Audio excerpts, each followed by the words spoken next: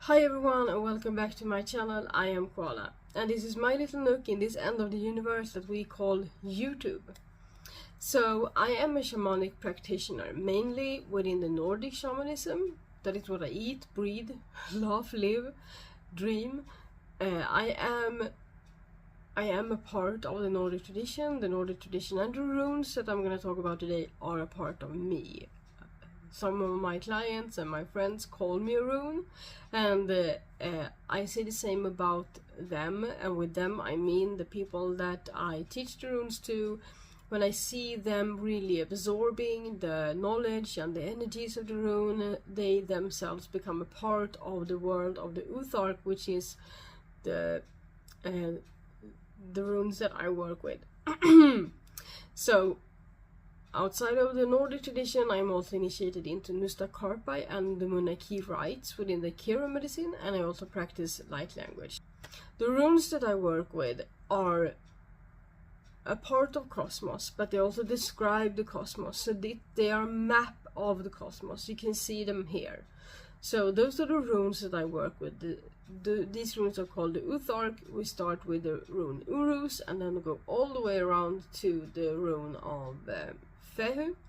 And then there's an empty rune that you most often work with when it comes to divination, but all of the other runes we work with in the medicine and magic and everything that has to do with cosmos. So the runes are a map of the cosmos, which means that each and every rune in itself describes a part of the cosmos, a part of or several parts that are interconnected in ways that we might not see when you first look at it.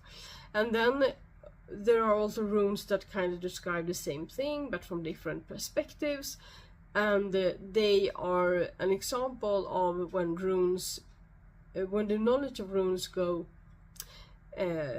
they circle each other, they go in and out of each other, and everything is interconnected. So using the runes is a way to describe cosmos that is used in the Nordic countries. That's what kind of the basis of working with the runes within my practice. The foundation of it is viewing it as a map of cosmos, and then going into each and every rune with their energies and their personalities, because I view the runes as 24 to 25, depending on if you used the empty rune or not, different individual energies, and they have souls and personality. I once said, and this kind of stuck, that working with the runes are like working with a class of people. So like a school class of people of 24 to 25 people, and then including yourself, so you are the 26th of these individual energies. And how you interact with each other, how you interact with the runes and what they can help you with, and how they can aid in your healing or your medicine or your work, your spiritual work, or your daily work in your daily life, depends on your personality and your inherent traits. And it also depends on theirs and the dynamic between them and between you. So when I work with runes, they can help me with things, or I view them in a way that might not resonate with everyone else 100%, because every person that works with the runes have different energies and different intentions and different traits and different gifts themselves, and that's perfectly fine, because that's kind of the way it should be. It's also true over time that as we evolve, we find new things about the runes that we need and that we need to see, and we unlock things that we haven't seen before. So for example, when I teach the runes, a lot of my students have problems connecting with some of the runes. I had a student that had a hard time connecting with Hagalas for a really long time. I say Hagal, but when I'm talking about them in English, I will try to stick to the English names. So I had a student that had a hard time connecting with Hagalas for a long time, and then suddenly, a year into his practice, it clicked for him. And then he also had another rune that he didn't really connect with, and that kind of followed. So when he could see what Hoglass really was and how it worked and what the energies it entailed, he could then see another one. So you don't have to get to know all of the runes equally at once. It's like getting to know a new class of mates. You don't get to know everyone. Maybe you find your clique and you're like, oh, these are the ones I really connect with. I can feel these energies strongly. I love working with these. These ones, I have no idea what they're doing. I don't really know what they're talking about. They are so different from me that I don't know how to engage with them. And then as you get to know each other and you make an effort to work with and get to know with, and also working with the runes and getting to know all of the runes is self-improving and healing, because often you have to lift blockages, you have to work with yourself, look at yourself inside out to really get to know the runes. The runes are very straightforward when we work with them. So if you ask them questions, when you use them for divination, the answers are very straightforward and on point often, and if they aren't, you need to look inside of yourself and see why can't you see what they are saying. Or you might try to rephrase the question. So if you rephrase the question and you still don't get what the rune is saying, maybe you can even feel like there's a mist of sorts between you, or it feels like you're just getting frustrated. That's a you problem. And that happens to me as well, especially when I draw runes for myself, or for me and my relationships that I have in my life. So when I draw runes for that and I don't really get what the rune is saying, I try to just do two things.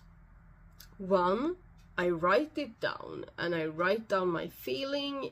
So I write down the rune as an answer to the question and then my feelings on it. And what I'm feeling in the moment when I drew it, if I feel frustration or anger or irritation or whatever I'm feeling. The second thing I do is that I do a little ritual that helps me release anything that I need to release to be able to see the truth of what is happening. So that I acknowledge that I am the problem, I am not seeing what this rune is telling me, and I need to do something about that.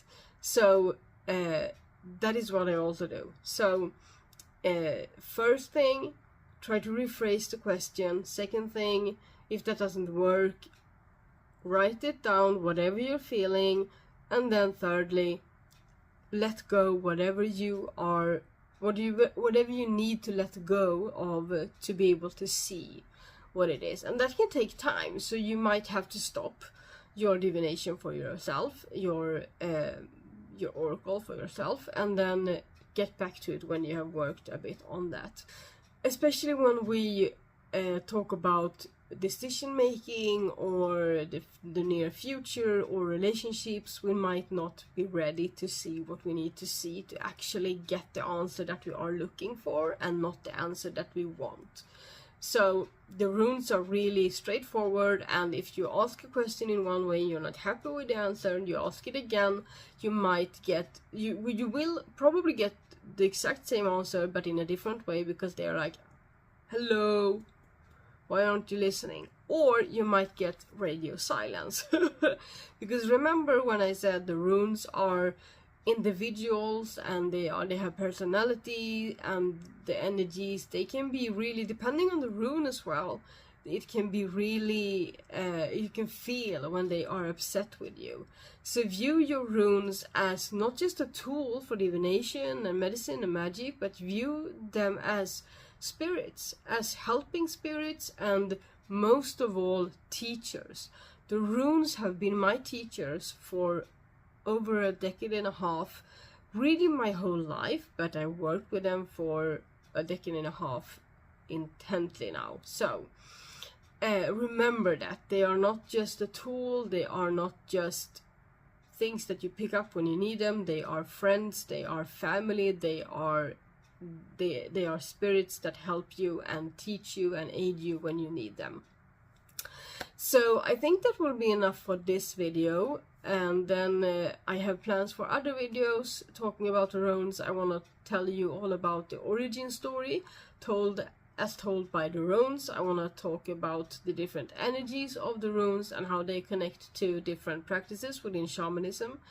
And if you have questions about the runes, a specific rune, or the runes as a whole, please ask them and I will answer. And I will answer the best I can when you comment and when I see the comment.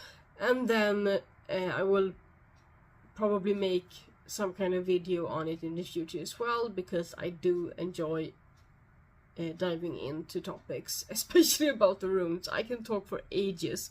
That's why I'm gonna end this here, so I don't go off on a tangent, and this is a 2-hour video. So I will see you in my next video. Please walk in beauty with yourself, and if you're curious about the runes or other shamanic things connected to the Nordic shamanism or Kira medicine or light language, don't forget to press subscribe if you don't already, and comment if you have something to say, and please like this video if you like my content. It does a lot of good for me on this channel, and I will see you next time. Xingling.